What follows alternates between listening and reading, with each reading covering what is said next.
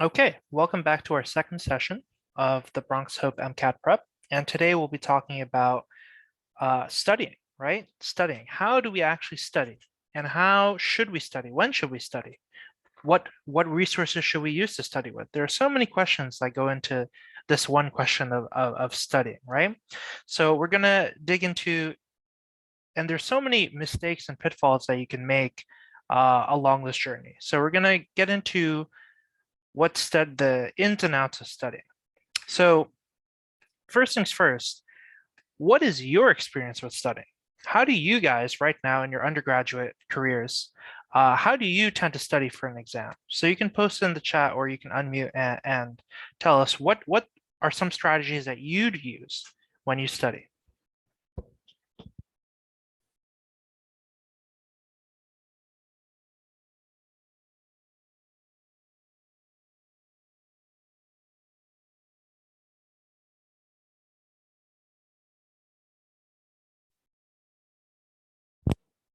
'Reading over notes and practice questions. Very, very common, very pretty much usually very common, right? Like to take notes in lecture and then read over those and then try to solve practice questions. That's pretty common. Quizlet, something that you use to memorize. Okay, so Quizlet is flashcards, right?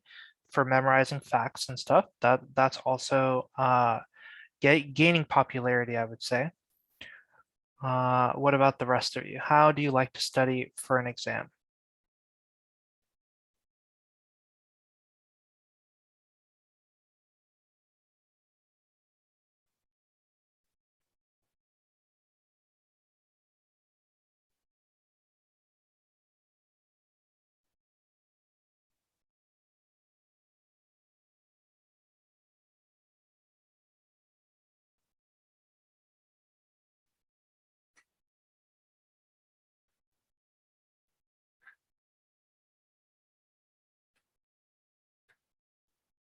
Two to 3 hours at least for is that like the night before for an exam?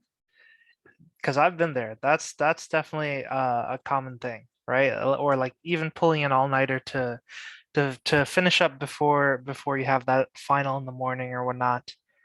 Usually the week leading up. Yeah.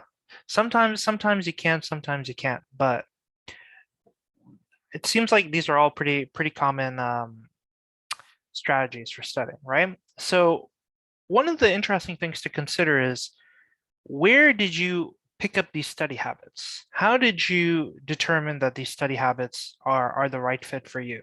And are these study habits even very effective, right? So these are interesting things to consider because it's kind of interesting to think about the effectiveness of studying, right? Like for example, if you looked at a textbook and you flipped through a textbook, you could consider it studying, right? But if you took a test, you probably wouldn't do too well on, right?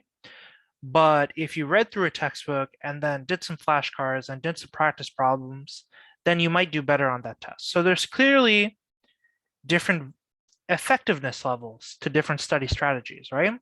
And there's actually a wide pool of research, scientific research into the effectiveness of learning and the effectiveness of studying that we're going to delve into today to talk about, what is the most effective way that you can study?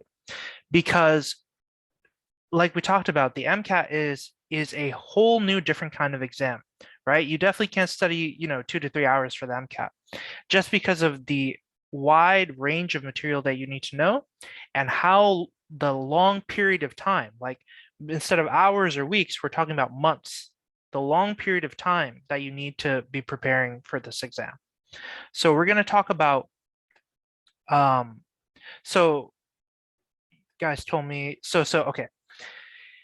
Here is a comparison of different study techniques, right?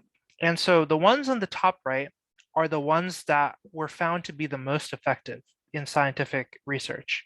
And the ones in the bottom left were found to be the least effective. So we're going to go into, so you might notice things like rereading, highlighting, summarizing in the sense of being like note-taking, right? Being put at the worst efficiency of study methods. When I found this out, I was pretty surprised because that's what I was doing, right? Like, I'm pretty sure all of you guys take notes to some degree. And so it's like, huh, what should I do if I'm not taking, if not notes? What's the problem with taking notes, right? So we're going to talk a little bit about how, some of the habits that you might have around studying now may not be the most effective thing that you could be doing and why that is. So firstly, um, this research found that highlighting and underlining is very, very ineffective. Why? Because it's deceptive. It makes us feel good. Oh, I highlighted something. I recognize that it was important. But what does that actually do for you? It turns out it doesn't really do much for you at all. When you highlight something, it doesn't mean that you've, put it into your brain or anything like that. So highlighting feels good, feels like we're picking out the important things, but it's not necessarily effective. Now, rereading, right? Rereading our notes, right? It is helpful to reread the notes or to make the notes and reread the notes to feel like, oh, okay, I'm getting it, right? But it's not as effective as a similar thing that you could be doing with your notes, which we'll talk about. And then summarizing or writing down notes in the first place is also not as effective as other things you could be doing. So I want you to understand that even though we're saying that these things are the least effective, it doesn't mean that you should abandon them completely or that like you're doing something wrong, right? All I'm saying is that when it comes to the MCAT, there's so much material and there's only so little time, right? So you really need to be using the most effective strategies, both in terms of memory retention and in terms of, your actual time, right? You are going to burn out if you write hundreds of pages of notes about material, right? It's quite difficult, right? So you want to be using your time such that it's actually worth the time that you're spending on it, right? How many times have you written notes but then never actually gone back to reread them, right? I found that was something that I often did because I felt like, oh, I'm paying attention in class, but then when it came down to actually studying it, I wouldn't always have the time to go back and really study it. So how can we cut out the middleman and get to more effective ways of studying? So in the intermediate level of efficiency includes stuff like self-explanation, mnemonics, and mental imagery. So mental imagery, you may have heard of like the idea of like a memory palace, or it's like you have a mental framework, a mental image that allows you to remember things, right? And this takes advantage of our spatial memory, and it's good for like memorizing things, but of course it doesn't help you actually understand what you're memorizing, right? Same thing with mnemonics. Mnemonics are great, right? Mnemonics are absolutely wonderful. They let you memorize all sorts of things, right? But again, all they're doing is giving you a memory hook to string together certain concepts, but not helping you with understanding those concepts, right? Self-explanation is kind of like where you like poke at the concept from different angles and whatnot and try to understand like why you're learning what you're learning, but it's very variable depending on person to person how good you are at like introspection and stuff like that. What are the most effective techniques for studying? The most effective techniques is called distributed practice, right? So when we talk about distributed practice, everybody can tell like instinctively that, if you study for at least a week or two out, it's much better than cramming the night before. Everybody instinctually understands that, right? But why? Why does that work? Well, when you distribute your practice, you are allowing more time for those facts to kind of enter your long-term memory rather than trying to cram it all in and losing a lot of it. And in fact, if you like crammed the night before a test, right, but then continued to study the material, you would still retain it. It's the fact that we cram before a test and then think, oh, I'm done with the test. Oof, no longer need to look at that material. That's what causes us to lose it all, right? So distributed practice is the number one way for us to retain material over long periods of time. Think about it. If you decided that you were going to study all the topics on the MCAT one at a time, and you started with, I don't know, let's say you started with organic chemistry, right? And you finished all of organic chemistry in like a month, and then you never touched organic chemistry again until the exam. Obviously, that would be a bad idea, because how would you remember that several months down the line, right? So instinctively, we all understand that distributed practice and spreading things out is good. Testing is the idea of active recall, actively recalling information that we know. And this is going to be a very, very important concept that we're going to talk about. So for example, if I asked you to tell me who the author of this book is, right? You may have seen, you probably recognize this book. From middle school or something. But do you remember who the author is? And this is kind of a hard question, right? Because we don't have a good way to really, we don't have a good memory trigger here or anything, right?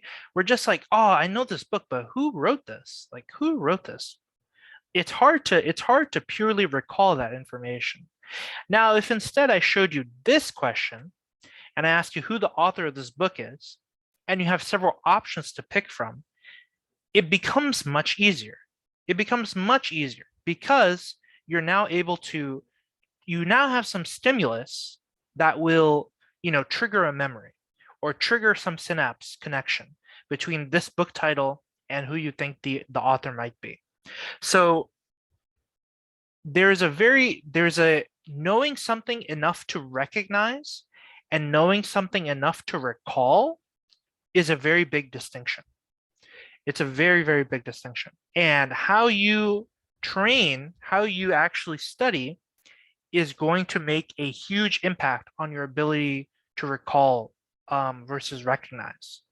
The answer for this, if you're curious, is F. Scott Fitzgerald.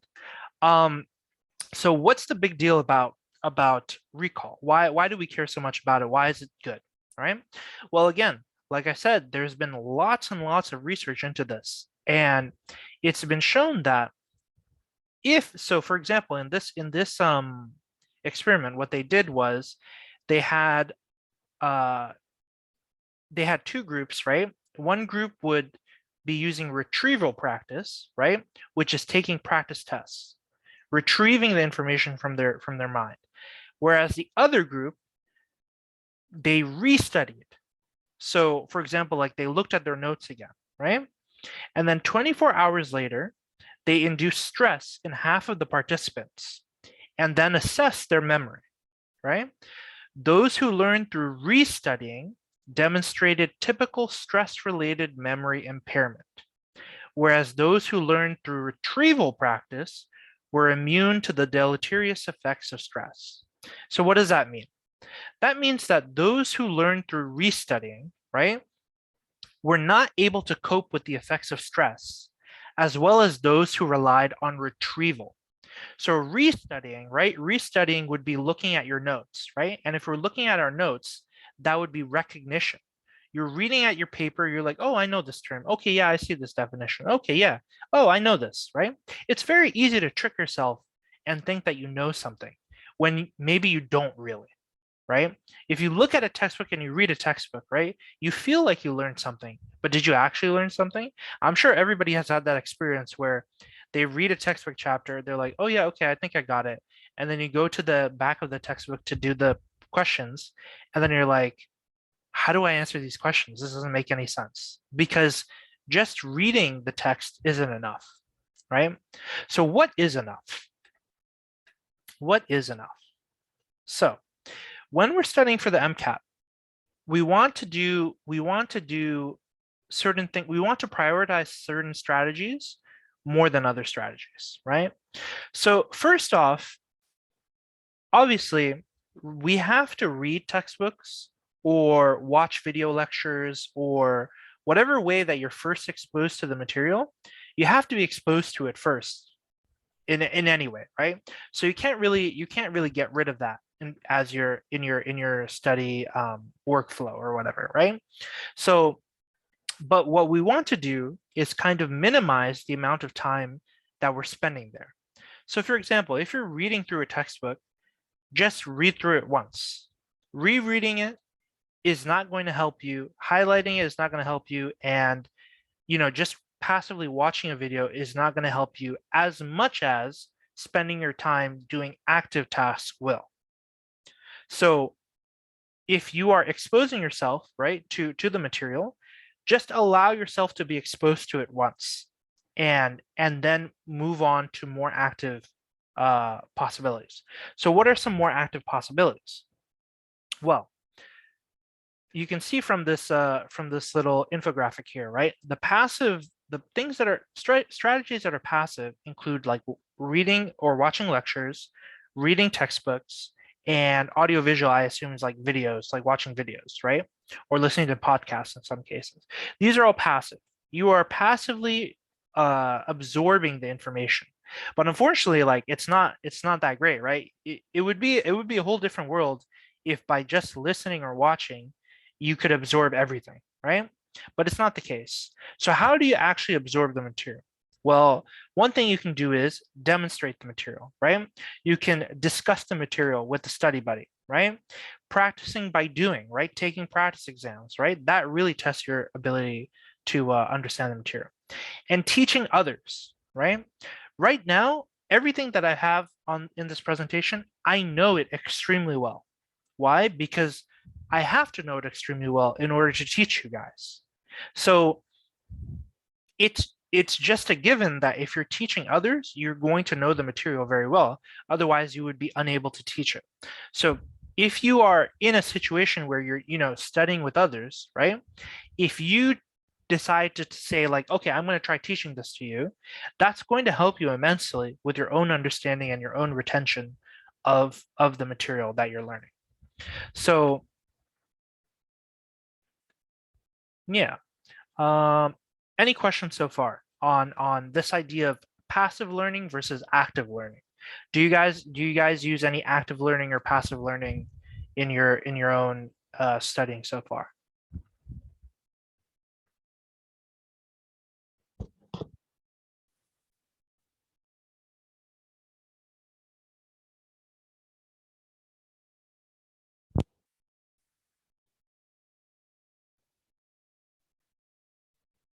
I currently do passive learning, and you'll try active learning. That's great. So one of the things that the thing about active learning, this is something that I'm very I had a hard time with, right? Is because I was first gen college student, right? And when I got to college, I really didn't know how to study.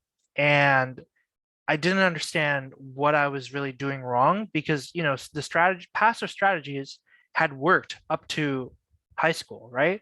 So I was pretty confused and I really had to struggle a lot to figure out, and like somebody had to like tell me, like I had to seek out like, what am I doing wrong, right? And learning the stuff really helped me see like, oh, there are better ways and I wish I had known about them earlier. So I think it's very unfortunate that like one of the first classes that you take in college isn't something like, the science of learning or learning for beginners or something. I feel like that should be like the very first class that you ever get to take in college. I feel like it would really, because if you think about it, it's kind of weird. You're just kind of thrown in to and without much reinforcement or anything of like, hey, do you actually know like what the best ways to study are? But anyway, sorry, that's a bit of a tangent. But I'm just saying like I hope like the lessons that you get here today are going to have a impact throughout the rest of your academic career, because it did for me. Like when I learned how to use this, I implemented it in my college career, my GPA shot way up, right? I implemented it for my MCAT studying. I did great, right? So, and I will continue to use these strategies in medical school and beyond, right? Because in actuality, like these strategies, in a way, like they kind of trickled down to us because the people at the top, like who are learning like the hardest material and the most volume of material, had to turn to this kind of like active strategy to maximize their time, right? And to maximize their effectiveness of learning. So in turn, we can look at like what they're doing and kind of bring their strategies down to our level and apply them to our level, right? And that's going to benefit us greatly. So yeah, passive is more of when you're learning the content. Yeah, absolutely. So the thing about passive learning is that you do need it, right? It's not that it's useless or that it's it's not that we can discard it. We have to be exposed to the material in the first place, and that's always going to be a passive process. But your goal is to change the ratio, right? You don't want to be doing more passive than active. You want to be doing more active than passive, right? So cool. So let's get into how we can start making changes, right? So we said that some of the least effective techniques are highlighting, rereading, and summarizing, writing down notes, right? So these are nice techniques though, right? Like we enjoy writing notes, we enjoy highlighting and making our textbook pretty, right? So how can we like do something similar but get more value out of it, right? So one thing I would suggest is turning your notes into questions. So look here at so for example, here on the left, we have a textbook, right? Talking about the kidneys, talking about adrenal function. So they have something like the first bullet point says, the adrenal gland, let me just see if I can draw here. The first point says the adrenal glands are located at the upper poles of both kidneys, right? So if you were writing a typical notes, right? If you're writing typical notes in a Google Doc or in a Word sheet, right?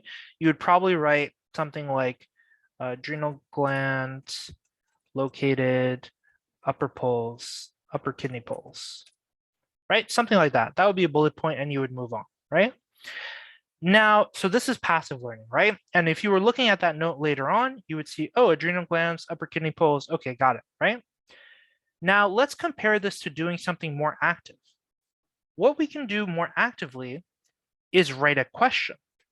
The question being, where are the adrenal glands located? And notice how there's no answer here. Notice how we haven't put the answer here. So now when you're rereading those notes, now you have a problem. If you reread these notes and you don't know the answer to this, that tells you that you actually don't know the material, right? Whereas if you were reading typical normal notes, you would have no idea of whether you actually remembered that information before you reread it. You just wouldn't know. You don't know when you're rereading your notes, you don't know what was already in your head and what's just on the paper. So by doing this method, by writing questions rather than writing the answers basically from the notes, writing down questions forces you to confront whether you actually know the material or not. And this is a great way to really start thinking about the material because you're not just restating it, right? You're not just saying adrenal glands located in kidneys, upper poles. You're synthesizing into a question. So that's already a little bit more cognitive engagement, right? And it's not that much more effort compared to reading. In fact, I find this a little bit more fun and a little bit more engaging than just taking pure notes from a textbook. I'm like, okay, how can I turn this into a question, right? And the really, really cool thing, when you do this kind of strategy, the questions that you make up can often show up on exams. So that's really exciting. When you make, because I'm sure you've heard professors at some point maybe have told you like, oh, try making your own questions, right? It is good to make your own questions, right? Because they're going to be asking questions. And how are the professors making questions? Well, they're looking at their slides. They're looking at their lectures, right? They're looking at the notes that they distributed to you in class, and they're saying, okay, what is a good question that I can make out of the notes that I gave the students, right? So beat them to the punch. You can do that on your own. You can start making questions out of the lectures, and you can start saying, okay, this has a good chance of showing up on the exam, I'm pretty sure, right? And that's how we can turn passive notes into active notes that are more cognitively engaging and more linked to recall rather than recognition, which is what we talked about earlier. So does anybody have any questions about this system of note taking?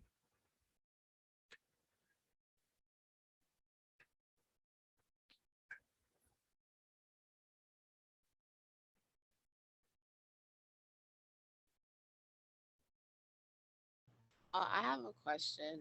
So, like, should we be engaging with this system as like a sort of practice, or like the questions in and of themselves are the studying method? As a sort of practice, what Like, do you mean? Mhm. should we be creating these questions and then like trying to answer them? Oh, yes, yes, yes. So we are going to lead into that. That's a great question, right? So I think you're basically asking like, is just making the questions enough? I think that's what you're kind of asking, right? Yeah, yeah, that's what I meant.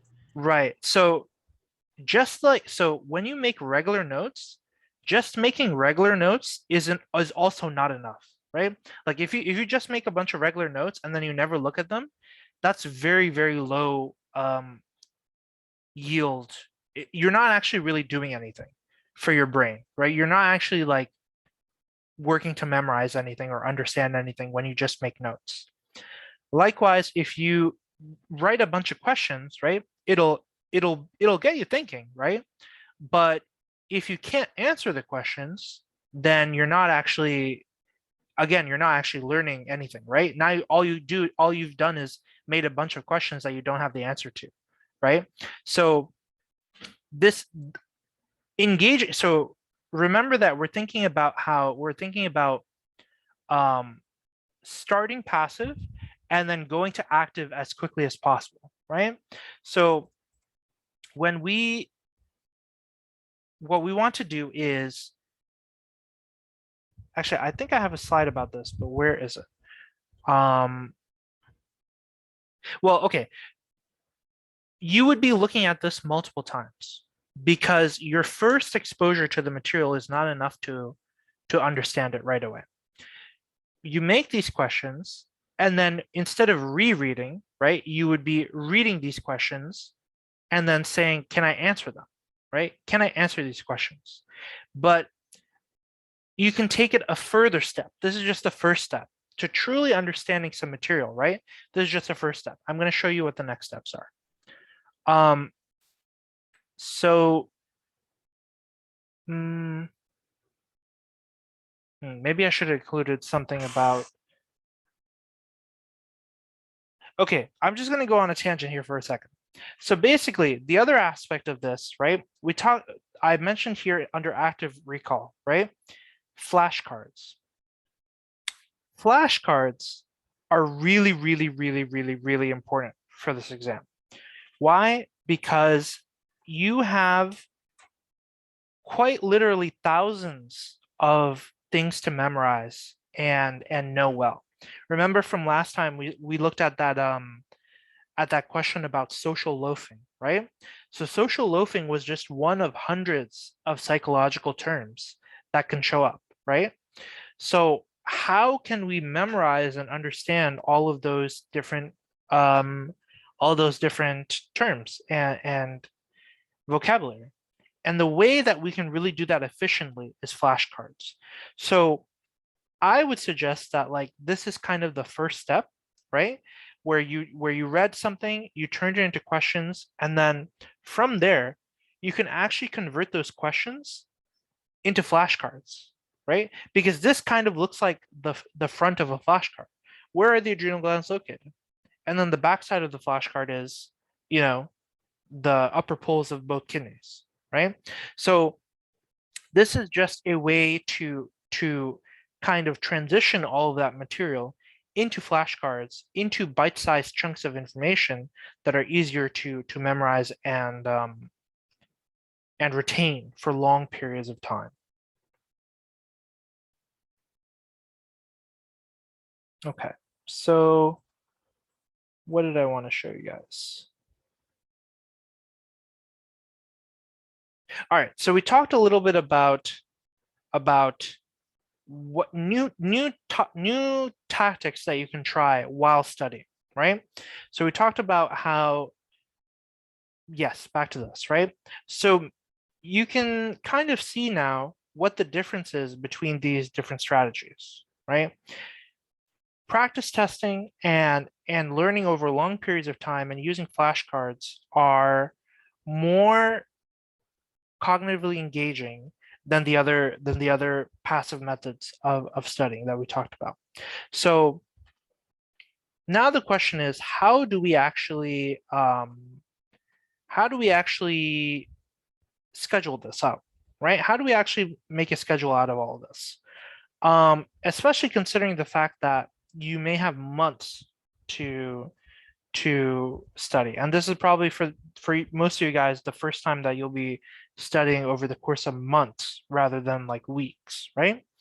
So first things first, let's look at, this is an example of the AMC's official study guide, like how to create a study plan for the MCAT. This is their official example study guide.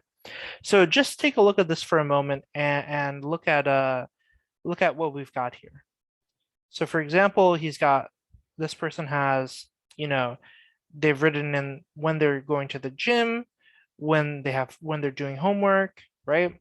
They've written how much time they have available for the MCAT studying, right? So they're saying, oh, on Thursday, I have class from 2 to 4, then I have work from 5 to 9. So then they have 4 hours available. I assume they're saying, you know, before 2 o'clock, that they have 4 hours available for studying, right? So they've put, you know, this is how many hours I have every day, and this is what I plan to do on that day. So they plan to read some textbooks, watch Khan Academy videos, make flashcards, create summaries of all the concepts, test myself with flashcards, and take practice questions. So what stands out to you about this schedule? What do you think is good about it? Do you think anything could be improved about it? Do you use something like this in your own, you know, study habits or whatnot? What do you think about a schedule like this?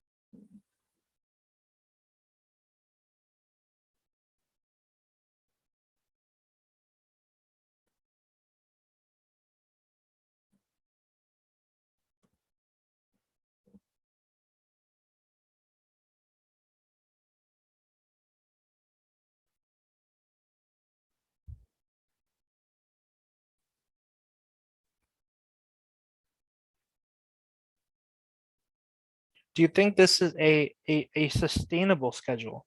A because for me, when I see a schedule like this, I immediately think like it's going to be hard to stick to this. When I create schedules like that are long and like drawn out like this, and the other thing is that this is just 1 week, right? He has also planned out like several weeks in advance, right? It's one thing to create a study plan for a week leading up to an exam. It's another thing to create a study plan for 12 or 16 weeks up to an exam, right? Because what happens?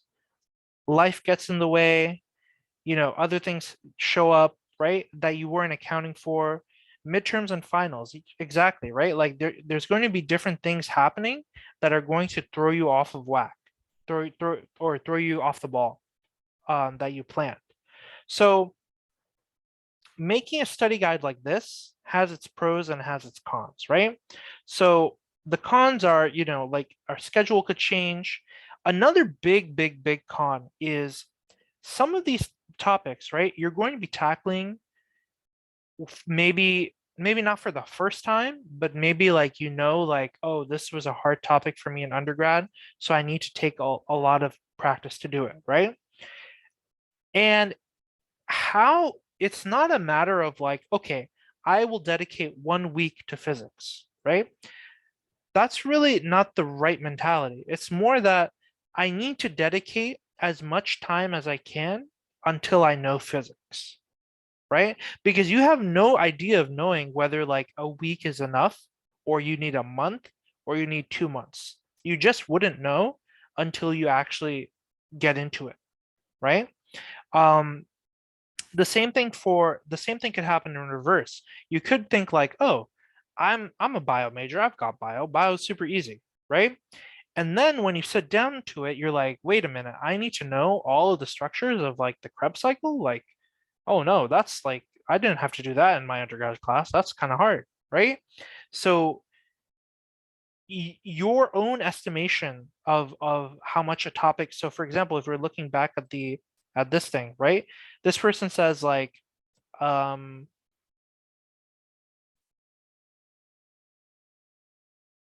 wait, what are they actually studying? Oh, they put areas of study, and they labeled it, I think they labeled this as like psych soc and biochem. um so they're like, yeah, I'll read psych science, blah blah blah. What if the chapter is really long and they don't finish it, right? Like he gave himself 1 day to finish it up, but then what if he doesn't finish this? What if he doesn't finish this? What if he doesn't finish this? What if he doesn't, right? So, schedule, we are not fortune tellers. We can't accurately predict like, oh, I'm definitely going to get this done, on Thursday next week, and then I'll be good to go. And then we're also not good at coping if Thursday doesn't work out as planned, right? Then do we push everything by 1 day? Do we try to cram it into another day? Like there's all sorts of things that can go wrong with a pre-planned out study schedule like this, right? And obviously it's hard to, obviously like making the schedule itself feels good, but again, you've put a lot of time into something that you might not actually stick to, right? Okay, enough, berating the schedule. What's good from the standard study schedule, right? Because there are some good things, right? They tracked the amount of time that they have dedicated for studying, right? This is very important. This is something that everybody should do. Whenever you're planning to take your MCAT, right? You need to, and we're talking about planning this like months in advance, right? So for example, if you're taking it in the um what's a typical, most people I think now take it like January, February-ish. Well, I won't say most people. I'll say that an early applicant, right, wants to submit their application in June, right? So if you want to submit it in June, then you want to take the exam at least, if you want to submit on June 1st and you want to have the MCAT in there, then you need to take it at least on May 1st or slightly before May 1st, right? So if you're aiming for around that time, and obviously you wouldn't want to take it alongside like your finals or whatever, right? So if you're aiming to take it in around that time, then think about when you'd be studying for like 6 months before that date. So for example, just arbitrarily, if we said like February 25th, right? Then you would be studying 6 months before. So January 25th, December 25th, November 25th, October, you'd start studying like September, October 25th-ish. So you'd be studying throughout a whole semester.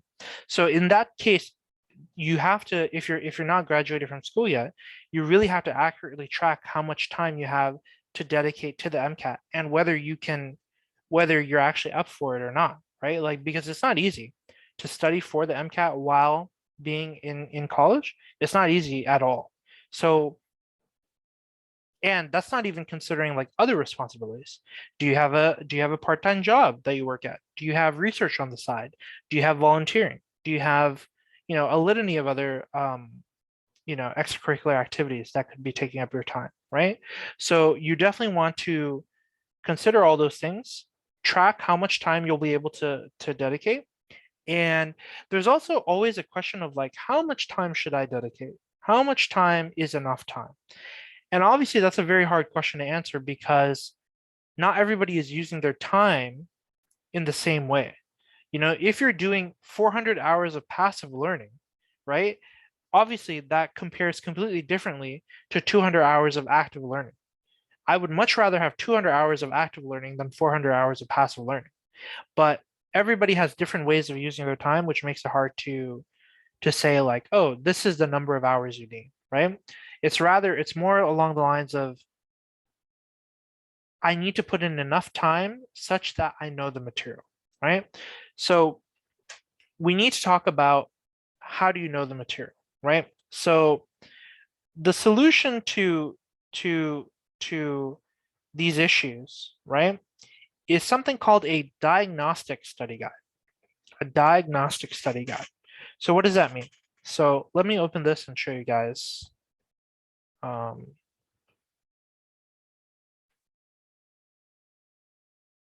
Is the screen still sharing properly? Can you see like an Excel sheet? Yes. Okay, good. So what this is so in a normally in a study sheet, like we saw before, we saw this, right? We saw I have a date. I have a date here, Monday, whatever date, and I'm going to do this, right? Now this is the opposite.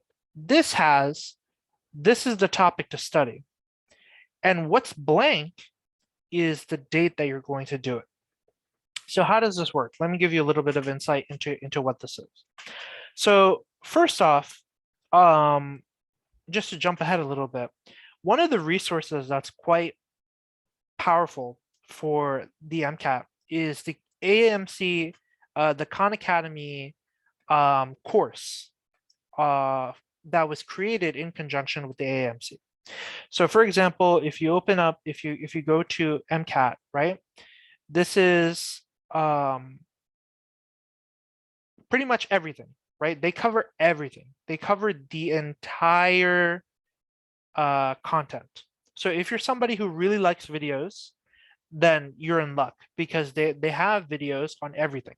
They have video lectures on everything that you would want to know, right? And then not only do they have video lectures, right?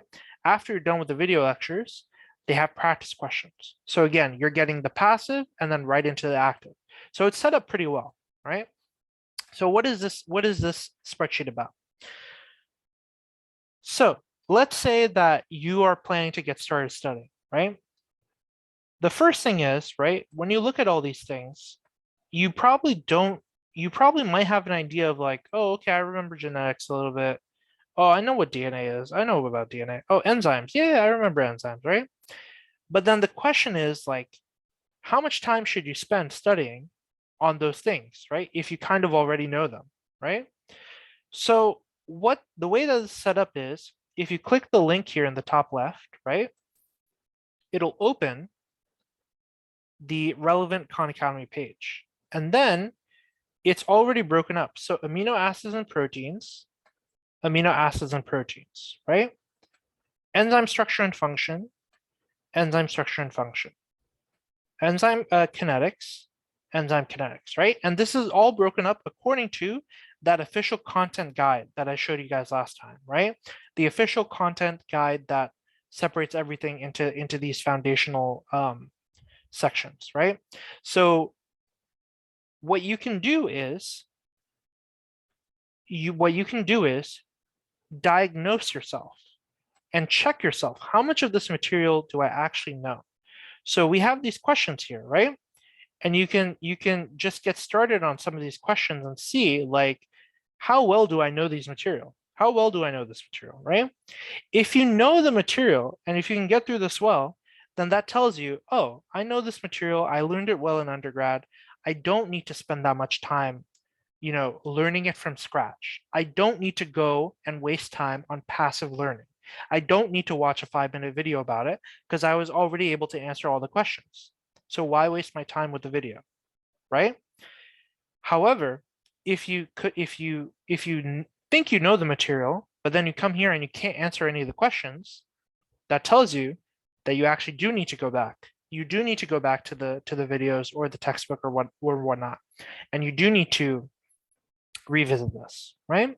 So ultimately, let's say I was studying, right? I studied for the first time and I thought I knew amino acids, but I actually didn't know amino acids very well. What do I do? What I'm going to do is put in to this to the tracker the first date that I did this material, right? That I covered the material. And then I'm going to highlight it a certain color. I'm going to put it as red because I didn't actually understand it, right? Um, Now, maybe, so I didn't actually understand amino acids, right? I read up on it. I do some practice problems. I watch a video or whatever I need to do to feel a little bit more like I know this a little more, right?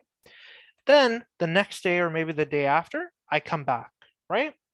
And then I'm like, okay, what do I maybe on 13th, right? I try some more practice problems, right? Maybe I do a little bit better. So if I do a little bit better, then perhaps I put it yellow, right? I think I did a little bit better, but maybe it's not the best yet, right? Maybe I got one or two wrong. Okay.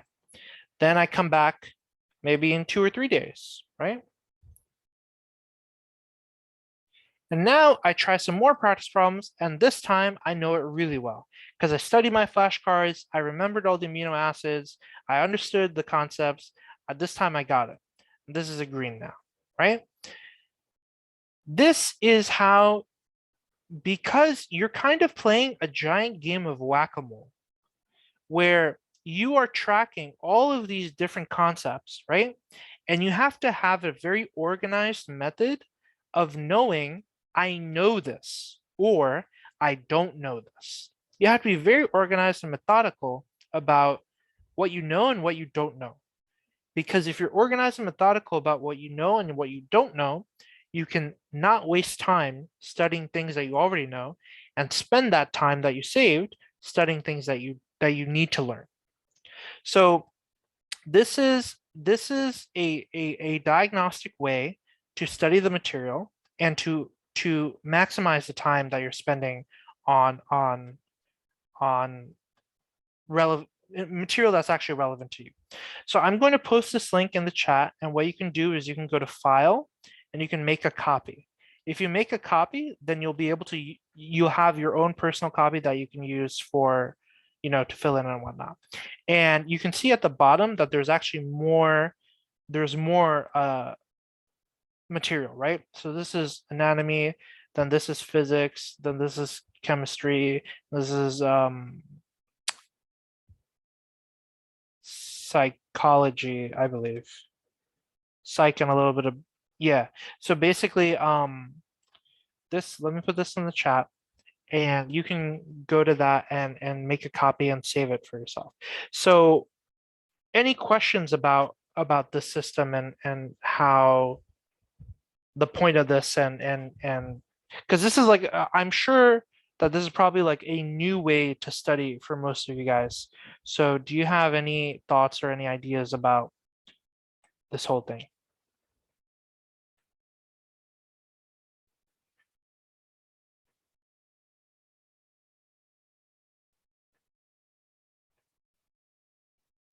I'll give you some time to get to actually get it in the first place.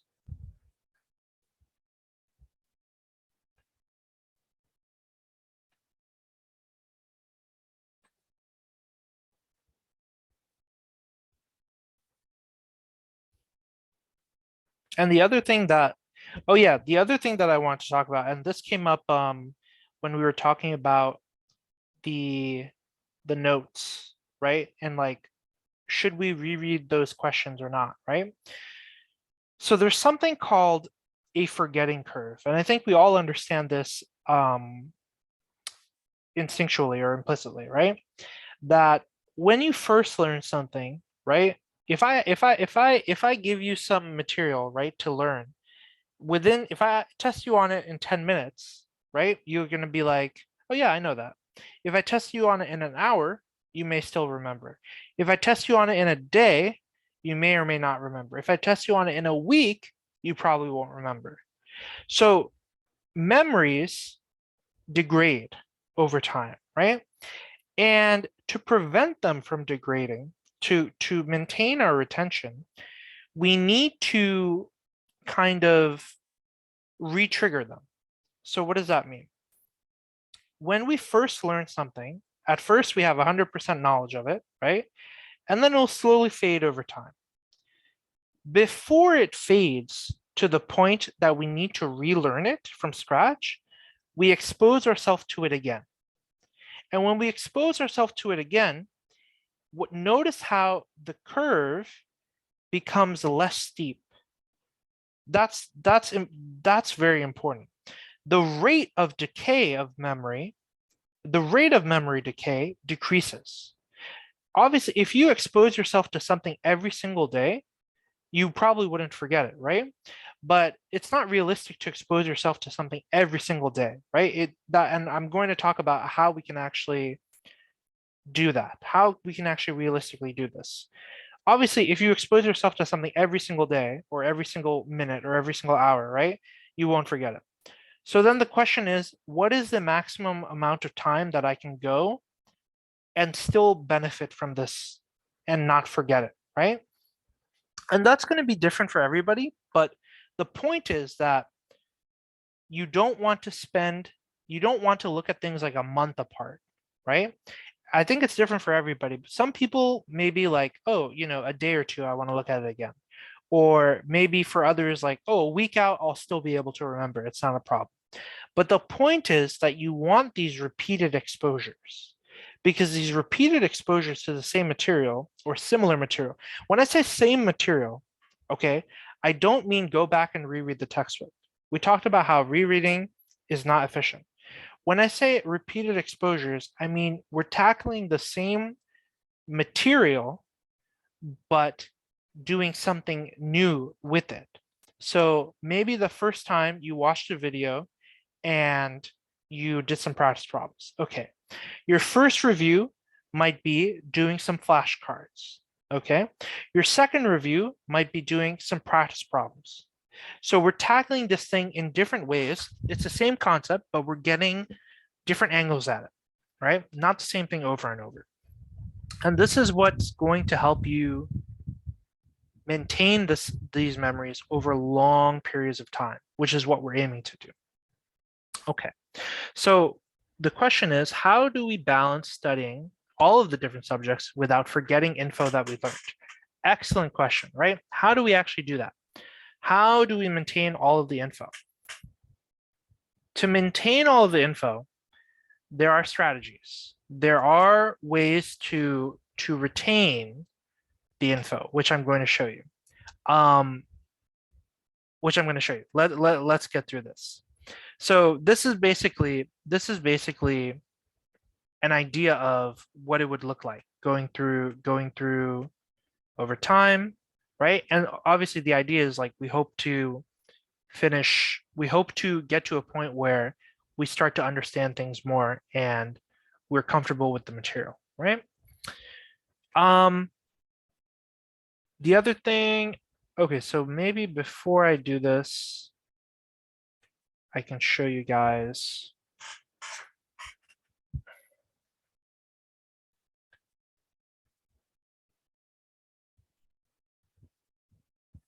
Let me see. Just a moment.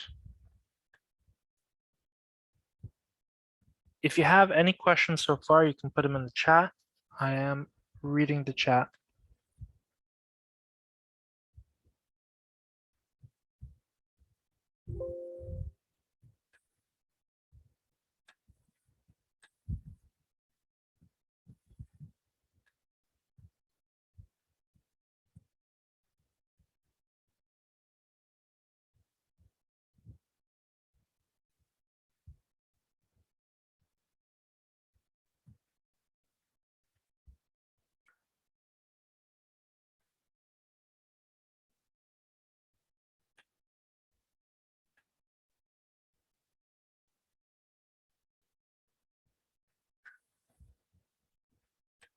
Okay, so can you guys see my screen now?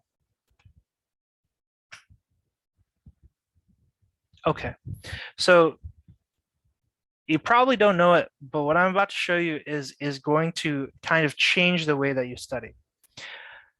I heard somebody mention Quizlet before, right? Quizlet is a really, really great flashcard app, right? What it does is it gives you really useful ways to look at your flashcards and whatnot, right? So when I was talking earlier, there was a slide that said, here, this says, right at the bottom, it says, combat this with active recall plus spaced repetition. Spaced repetition, what is that? We know what active recall is. Active recall is us using us for like rather than recognizing material, we have to think about it and pull it out of our own brains, right? So we can't kind of fool ourselves into thinking, oh yeah, I know that thing, right? We have to we actually really have to know it, right? We have to answer a question or we have to remember something, right? That's active recall. What is spaced repetition? Spaced repetition is the idea that's kind of shown here on this curve, right? Again, rather than, so if I were to draw it out, right? You could, if you wanted to study something, right? If you want, let's say you wanted to memorize, I don't know, a list of like all the capitals in the world, right? You could first learn it here on day one, and then maybe you could do it again on day two. Actually, this is a bad color. You could learn it on day one, and then learn it on day two. Oh no, that's day zero. Okay, day one, then day two, then day three, then day four, then day five, then day six. Essentially, you could do it every day, right? And then you're forgetting your curve would look like this, right? You're constantly keeping your curve up and you're preventing any kind of degradation, right? So, that's good, right? However, this is impossible if you're doing a bunch of different things at once, right? If you're learning biology, right? And then you're also learning biochemistry, and then you're also learning organic, and then you're also learning physics, and then you're also learning um, uh, behavioral science, and then you're also learning, like, obviously the point is we aren't going to be able to review every single material every single day, right? This is just unrealistic and there's not enough time.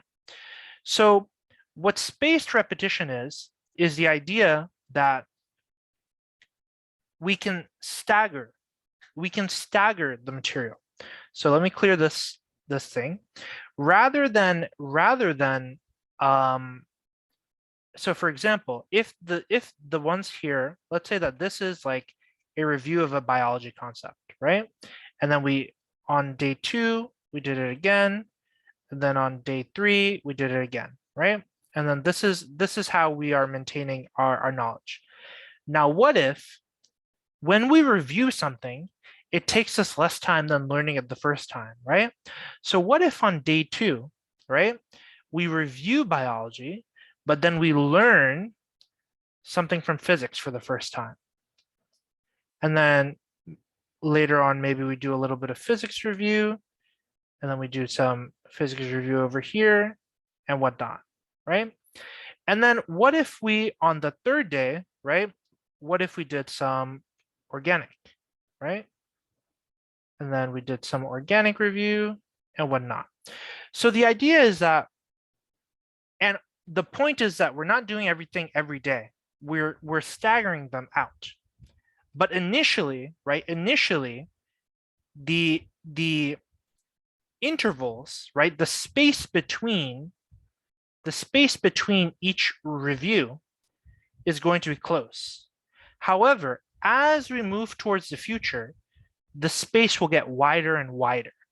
So originally, maybe we looked at something the next day, then maybe the next 2 days, then maybe the next 4 days, then maybe the next 10 days, right? This is the idea of spaced repetition. Now, you're probably thinking, okay, that sounds like a lot of work. That sounds like a hassle.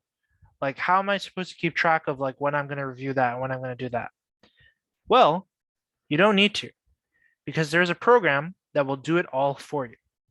There's a program that has everything built in, and it's called Anki. So what this actually does, so let me just show you an example. This is a program that has flashcards. That it's a flashcard making and sharing program. And so, for example, this is what it looks like, a typical flashcard, right? And this flashcard is saying hormone stimulates the production and release of cortisol.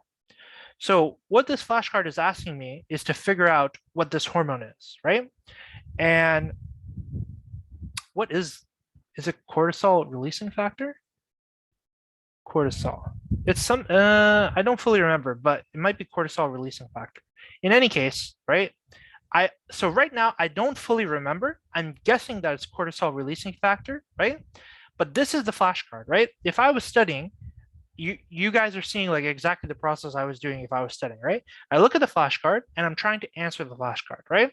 What are we doing right now? Active recall, right? I'm trying to pull it out of my head. I'm trying to remember. I'm trying to remember something. I'm trying to remember a fact, right? So now I need to show, I'm going to show the answer and see if I was correct. Okay, I wasn't right, right? I was wrong. It was actually adrenocorticotropic hormone. Okay, so now I know I was wrong. I was definitely wrong, right?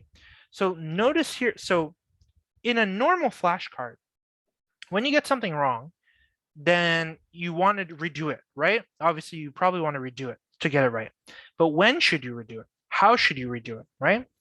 All of that guesswork is just going to be handled by this program. Notice, look at the bottom here. Look at the bottom here. We have 4 different options here. One of the options is again, one of the options is hard, one of the options is good, and one of the options is easy. That is basically, remember how we were talking about the tracker here, where you're kind of evaluating and diagnosing yourself? That's exactly what's happening here on a micro level, on the level of a single fact, right? Which is great because that gives us an immense amount of control over what we study with the time that we're using, right? That is going to allow us to only study the things that we really, really, truly don't know. It's going to maximize. So because you notice that if I say that this, if I got it right, and if this card was super easy, then the number here represents the next time I would see this. So the number says, so if I hit easy, then I would see this in 4 days because the program says, the program is, I'm telling the program like, this card was easy for me, show it to me, don't show it to me too soon. I don't need to see it very soon after. You can show it to me after a bit of a delay. Whereas I actually got this wrong, right? So instead, I'm going to hit again. By hitting again, the program knows like, okay, he got it wrong. I'm going to show it to him again within 15 minutes. And then I will be able to re-evaluate. And if I get it right that time, then I can put it at hard or I can put it at good. And then I'll be able to see it the next day. And with each passing flashcard use, with each time, your times will change. So now it's in the days level. It eventually will go up to like, 6-7 days. Then it will lead to weeks, then even to months. But you can cap it. But basically the idea is this is how you can maintain long-term knowledge. And this is what many students are doing in medical school. Many students are doing in any kind of field where you need to memorize. This is very popular with like language learning as well. But this is basically a very, very like stripped down memorizing tool that takes advantage of these 2 scientific principles of the active recall and the spaced repetition. So what do we mean by spaced repetition? That spacing out of the review. that you're not reviewing something every single day. Instead, it's being spread out for you to memorize in the most efficient way possible. So, um, any questions about this? I'm sure you have questions, and we're going to talk about this a lot more in depth, probably tomorrow, because I have to kind of show you guys how to set it up from scratch because it's not the only hindrance of this thing is that it's not the most um user friendly, I guess. Like it has a bit of a learning curve to like understanding how to make the most of it, but overall it's very, very powerful and very well worth using it. And also you can use it on your phone. So you have these flashcards anywhere, right? So we're talking about, maximizing your time, right? Studying for things, right? When you're on your commute, you can do flashcards. When you're, whatever, if you're at something that doesn't need, like maybe you're waiting for your laundry to get done, you can do your flashcards, right? Just a matter of using your time. So anyways, I talked a lot about this. Anybody have any questions or thoughts about this kind of thing?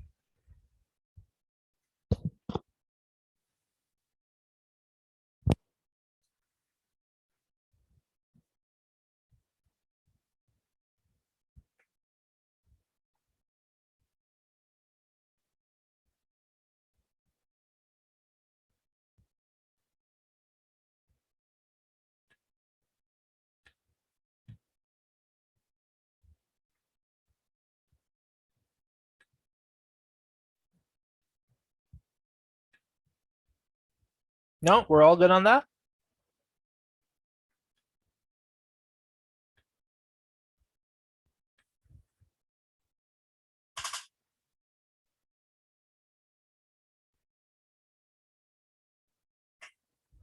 Okay, then we'll move onto resources. So this is another aspect of things that we um resources, right? Things to know about what resources to use and when and for what, right? So broadly speaking, there's three kinds of different things. There's three kind of different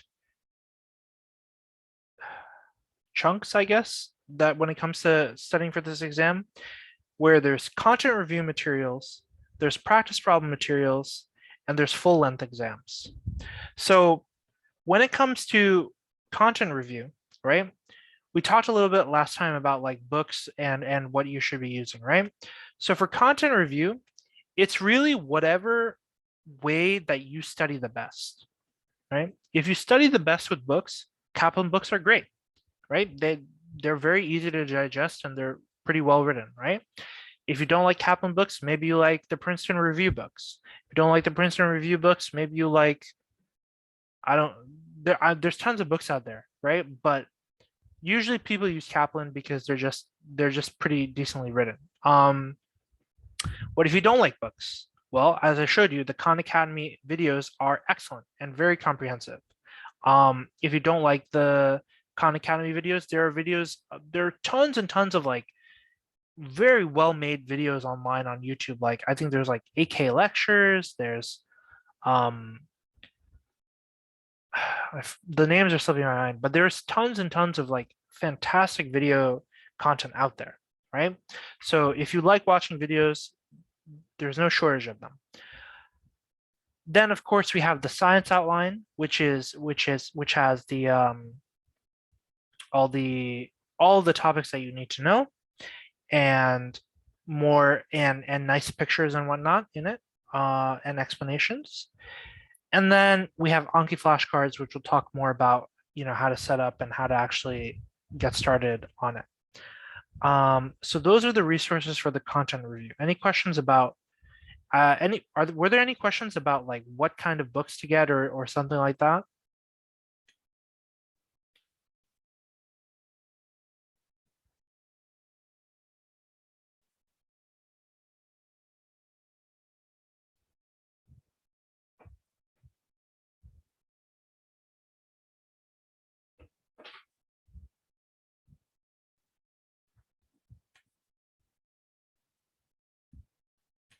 Okay, then let's talk about the resources for practice problems. So the AAMC resources are absolutely critical. You should not take this exam if you don't have these resources. Like you straight up should not. It would be a really bad idea. Um, you need to use these resources to get the most practice that you can. Um, and to do that, right, you should definitely apply for the fee assistance program if you're eligible for it. So because they include all of the material, all of those resources that I showed you are included if you have the if you're eligible for the fee assistance program. If you're not eligible for the fee assistance program, then you know get what you can, but I would say that the practice exams are non-negotiable. I believe they're about 30 bucks each, and you should at least buy 3 and 4 if you can't afford all of them. 3 and 4 I'd recommend the most because 4 is at least is a real exam that was administered, and 3 is like the closest to it. The sample test is free for everybody, and a lot of people take this as their very first like diagnostic exam, and we'll talk about that in a little bit. So AMC resources you have to get. UWorld. Okay, so you may or may not have heard of UWorld, and UWorld is a premium product. What it is a question bank. A question bank filled with questions and answers and explanations. And the major criticism of the AMC material is that, it's from the AMC, so obviously it's good.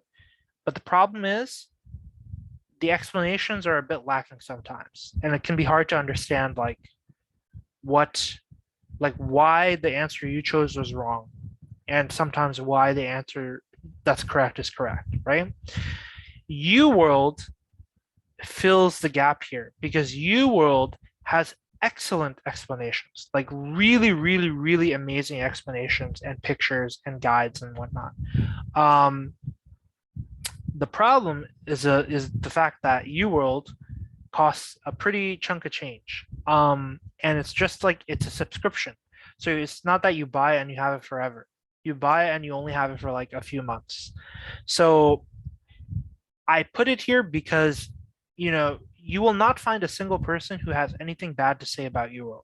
The product is that good, and they can charge as much as they do because the product is that good. You will learn and you will see score increases if you use UWorld.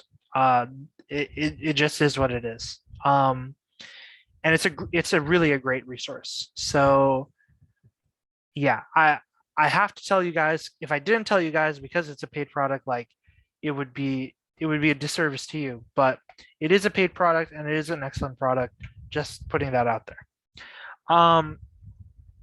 There's also the practice problems on Khan Academy, which I showed you guys. So for example, right, like we have these practice problems here, and on top beyond this, there's also like full-on practice passages right here. So that's also quite nice. So for example, right here, see, there's quite a lot. There's quite a lot of like free material here, right? So again, the problem is not that there's a lack of free practice material. There's a lot of free practice material. The problem is that the explanations in UWorld are just so above and beyond compared to the free material that's out here, because the explanations have really, really nice pictures, infographics, and also are just really, really well written. Like they explain why the wrong answer is wrong and why the right answer is right, which is really important. But that's not to say that this material is bad. This material is extremely good. This is made with AAMC material. But it may be hard for you to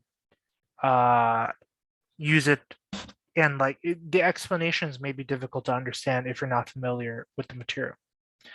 Khan Academy problems, right? Then we have full-length exams, which we're going to talk about on the next slide, and Anki flashcards. So the reason I include Anki flashcards both, in content review and in practice problems is because it is content review. So remember we talked about this, right? We read the material, we made some questions, and then we can put those questions into our flashcards, right? And then we have those flashcards, and then those flashcards are practice problems in a way, right? We are actively dealing with a question and trying to answer it and using recall. So in a way, this is the bridge between content review and practice problems, right? And that's something that in the long, you're going to be doing like basically every day and like slowly cultivating a full knowledge base of all the things that you need to know. So finally, we have full-length exams. So full-length exams are very important, and we'll probably talk a little bit more about how to review a full-length exam and what taking a full-length exam actually entails. So taking a full-length exam so we talked about last time, a full-length exam is basically a simulation of the real MCAT, right? But you're taking it as practice, right? So when you take a full-length exam, you want to be taking it under testing conditions. What does that mean? That means that you're not listening to music, you're not, going off to do something else and then coming back an hour later. You're taking it as though you were taking the real MCAT. And that matters because you're going to run into problems that you wouldn't expect. Maybe you get hungry. Maybe you have to go to the bathroom. Maybe you get distracted. Maybe you get stressed out, right? These are things that you have to do in advance so you get used to them because you don't want to, get a nasty surprise on test day itself. You have to do a bunch of these full-length exams and you have to do them under testing conditions, right? I think I think they did a poll of like high scoring students, and the number one factor that correlated to their score was the number of practice exams that they took, the number of full length practice exams they took under test simulation. That was a greater predictor of their score more than their GPA, more than anything else, right? So ultimately, taking exams and reviewing exams is the best thing that you can do to practice for the exam itself, right? Aside from the content review that you have to do and all of that. So what I have here are some resources where you can actually get free full-length exams from the various different test prep companies that are out there, right? So obviously from the AAMC, you'll get 5 different exams. You get one free sample test. The only thing with the sample test is that they won't give you a score, but they will tell you like, you got, 47 out of 53 correct or whatever, right? But they won't give you that scaled score that you hear about, like the 520 or whatever. They won't give you that score. The other ones are the paid products, the 1, 2, 3, 4, and those will give you a score and they will give you, a breakdown and everything, right? Then you have the other practice products, right? I recommend, since this is all like extremely good material, I recommend making like your own full-length exams out of these question packs. So what do I mean by that? I mean, we know what a full-length exam consists of. We have, 59 questions for biology and for chemistry and physics. Then we have 53 questions for cars, then 59 questions for biology and biochemistry, and then 59 questions for psychology and sociology. So instead of just doing these like once a day or something, you can split them up in that way and make your own full length and then treat it as a full length. So by doing that, that's going to give you a little bit more practice under testing simulation conditions with official material from the AMC. So that's just another way that you can squeeze it out. And lastly, we have all these links here to different test prep sites that will give you a free exam if you register with them. And where is it? I was sure that they had one. Yeah, right here, free MCAT practice test online, $0. So I will put those links in there.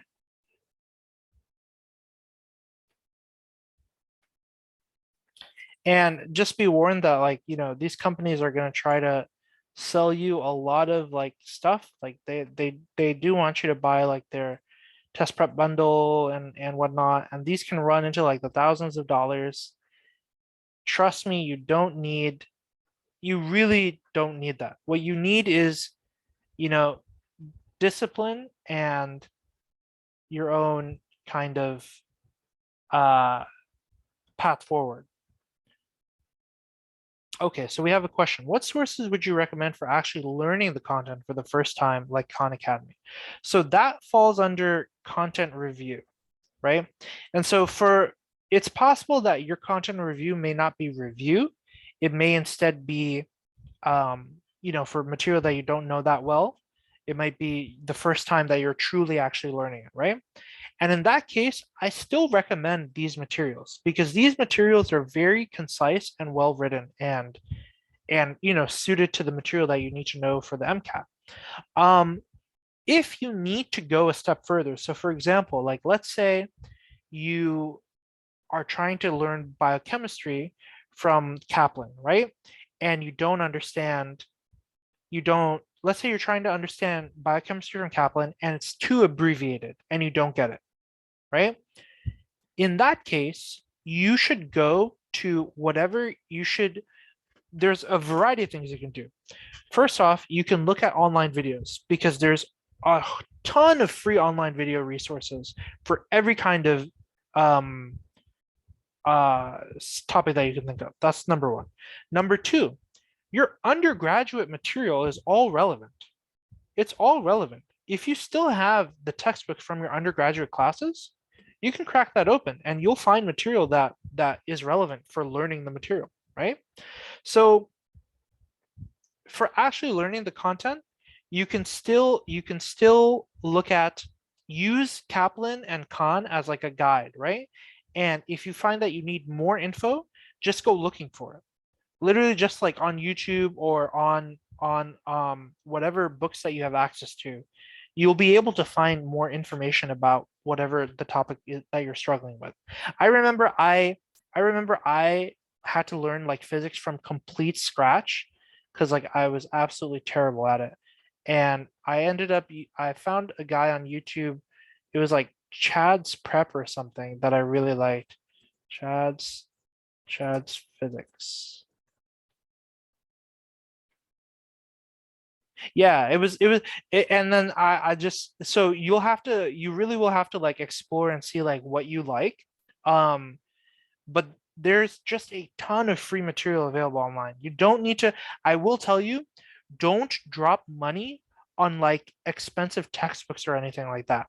Spend that money on questions on UWorld or on practice tests instead.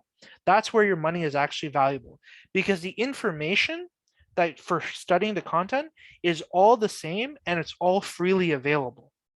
So don't spend money on the information. The information is all out there. Like you will be able to find the material that you're looking for, even if it's on like Wikipedia of all places. You will find the information online.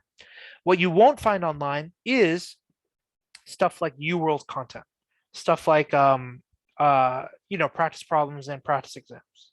So that's what I would recommend. I would genuinely highly recommend like YouTube material, like just, look at it and see. At least that's what I did because I was self-studying, right? So I was looking online for resources that worked for me. And for me, Kaplan plus a variety of like YouTube courses plus Khan Academy, I felt like was more than enough for on the content side. So hopefully that answers your question. Will we be able to access the slides after the session? Sure, dude. If you guys want the slides, I can put it on your classroom.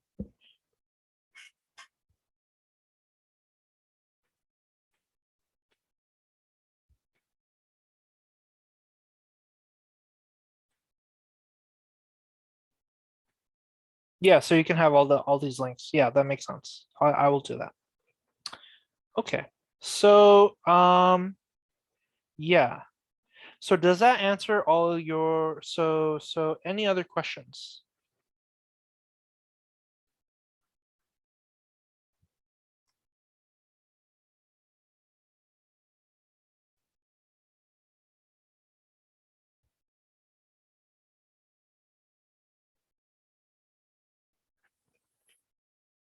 All right.